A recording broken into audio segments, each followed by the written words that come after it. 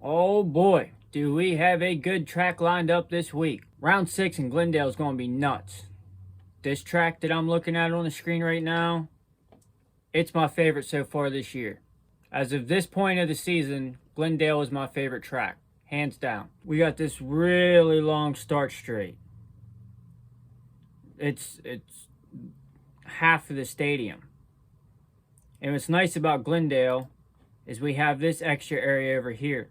Now, in most stadiums, this is seats right here. So this is the only floor you have. But when we go to Glendale, we got all this extra area.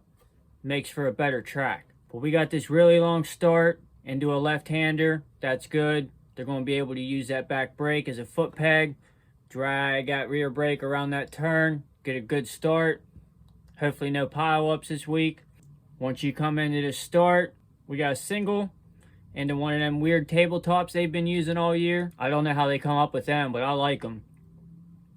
So, you come around the start. You're obviously going to go on if you're in the front of pack. If you're in the rear of pack, they're going to have to single this and then pop over. But assuming you get to start, pop onto this, over it. Then you can triple, and it kinks right here. Doesn't keep going straight. They have to turn it to aim for this area back here. So you do triple, then you're going to have to turn. They're probably going to double, triple again, then double into the turn. That's going to be the main line. As the race goes on, you could pop over this, then triple. You get a good drive. You can triple this. Even though you're turning, you can still triple that, and then quad into the corner. That's an awesome rhythm lane to start off the track. I do like that. Then we have a 180 turn. Going to be some passes made there. Block passes.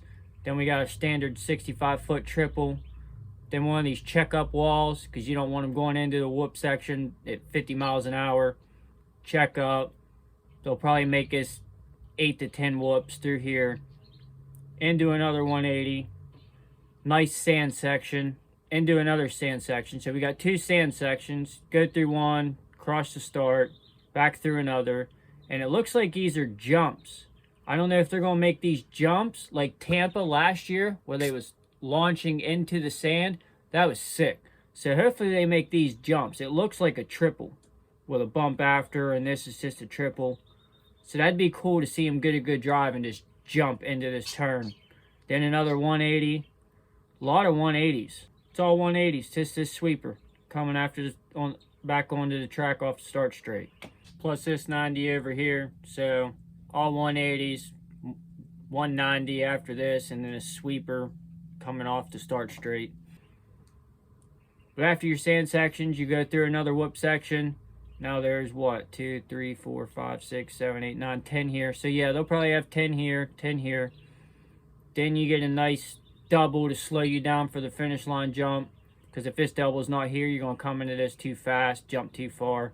So nice little check-up double before the finish. Into another 180. This triple doesn't look like it'll be 65 feet. You can see this one's more spread out. This one's closer. It might be a 65-footer. Who knows? Into another nice rhythm lane. You got another kink here coming out, so you're only going to be able to double.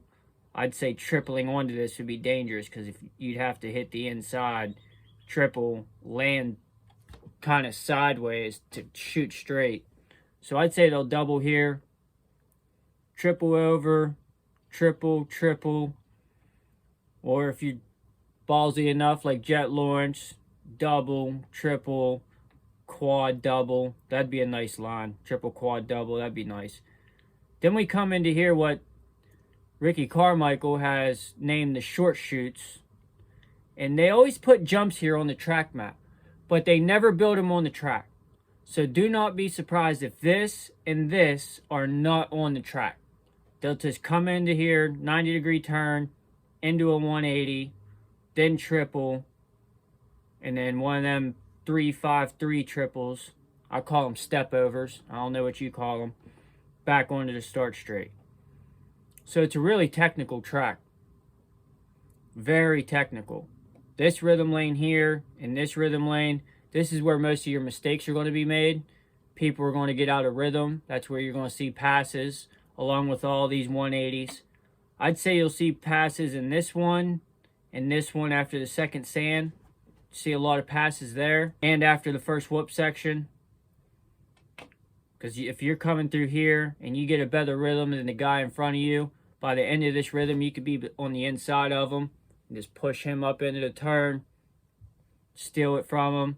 Right here in the whoop section, you get a better drive through the whoops. Rail the outside or go up their inside. And then this sand section, you know, some people are going to launch this if it's a jump. Some people are just going bleh. So if you want to pass someone, you just hit this better than them. Get a good drive into this, into the whoops, and you're gone, leaving them behind you.